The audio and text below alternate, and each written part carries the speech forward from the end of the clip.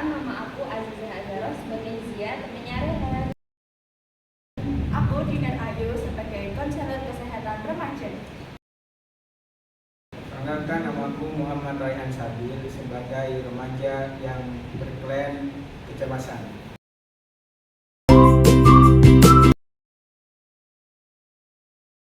Dinar telah menerima data dari sekolah mengenai Raihan, seorang siswa berprestasi yang belakangan menunjukkan penurunan nilai dan sering mengeluh sulit tidur.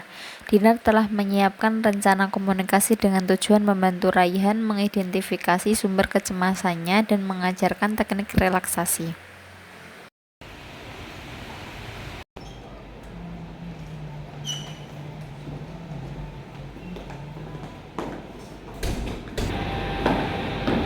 Selamat siang, silahkan duduk.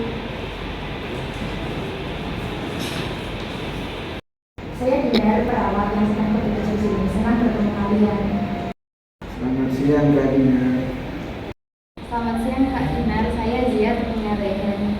Dia sedikit cemas, makanya saya temani. Terima kasih Zia sudah menemani. Rehan, bagaimana kabarmu hari ini? Kakak lihat kamu agak tegang. Saat saya ya begitulah Kak, agak lelah. Baik Rehan, kedatanganmu ke sini adalah inisiatif yang sangat bagus. Tadi kamu bilang agak lelah, terus dari Zia bilang kalau kamu gak cemas, apakah kamu ada masalah? Ya betul Kak, mau belajar malah tambah stres, mau tidur juga susah mikirin ulangan. Itu masalah saya. Baik, Bapak mengerti perasaanmu. Nah, hari ini kita akan ngobrol santai. Kita akan membahas tentang apa yang kamu rasakan dan bagaimana cara mengelola stres itu. Jadi, kita punya waktu sekitar 30 menit. Apakah kalian setuju? 30 menit Kak. Baiklah, saya setuju. Oke, kita mulai ya.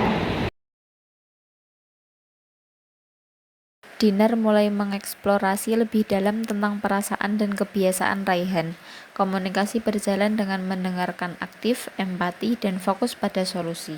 Terima kasih sudah mau terbuka. Sekarang coba ceritakan apa yang membuatmu paling khawatir akhir ini. Apakah karena tuntutan dari orang tua atau dari masalah diri sendiri? Semuanya Kak, nilai saya sempat turun. Saya takut mengecewakan orang tua. Terus saya sempat lelah. Saya sering belajar sampai larut malam, tapi tetap saja rasanya tidak masuk pelajaran tersebut.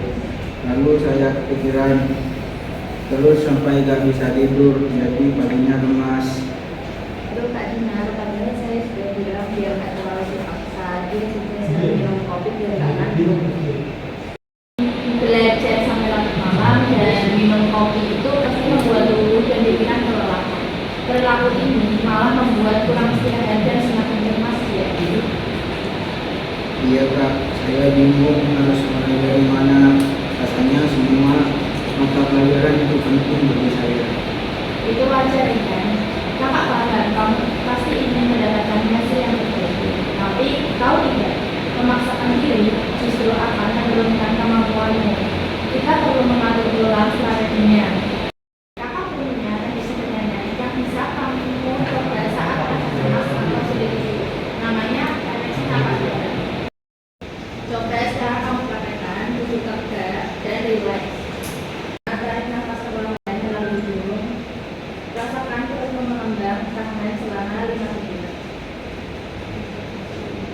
Lalu, hembuskan perlahan melalui mulut. Lakukan ini 3-5 kali hingga kamu merasa lebih tenang.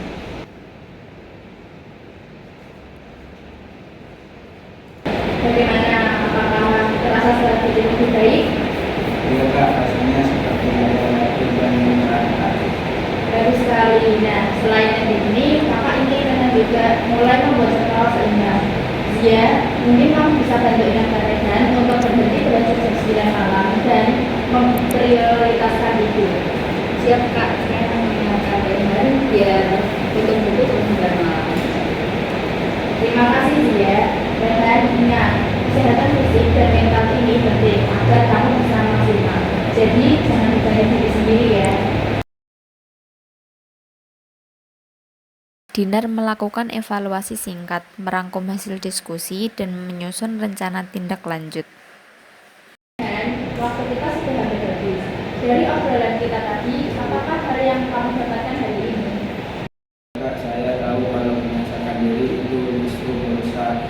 Jadi saya akan mementingkan istirahat daripada belajar saya. Mungkin belajarnya dikurangi untuk kepentingan istirahat saya. Tepat sekali, itu sudah menjadi kemajuan yang besar.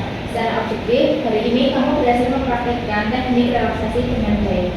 Jadi kita sepakat ya, lakukan teknik nafas dalam saat cemas atau saat sulit tidur, dan mulai buat jadwal belajar yang seimbang dengan waktu istirahat yang cukup. Rehan, jika kamu butuh bicara lagi atau butuh buku panduan manajemen waktu, kamu bisa menemui kakak lagi di ruang ini. Kakak harap kamu bisa kembali bersemangat dan menjalani hari dengan lebih baik minggu depan. Kakak akan menjadwalkan pertemuan singkat lagi untuk melihat perkembanganmu. Bagaimana? Baik Kak, terima kasih banyak. Terima kasih banyak Kak Dina. Sama-sama, jaga diri baik-baik ya Rehan. Ya, sampai jumpa. Komunikasi terapeutik pada remaja adalah suatu hubungan interpersonal yang direncanakan secara sadar, bertujuan dan berfokus pada klien remaja untuk membantu mereka mengatasi masalah, memperbaiki pengalaman emosional, serta mencapai tujuan kesehatan atau perkembangan yang positif.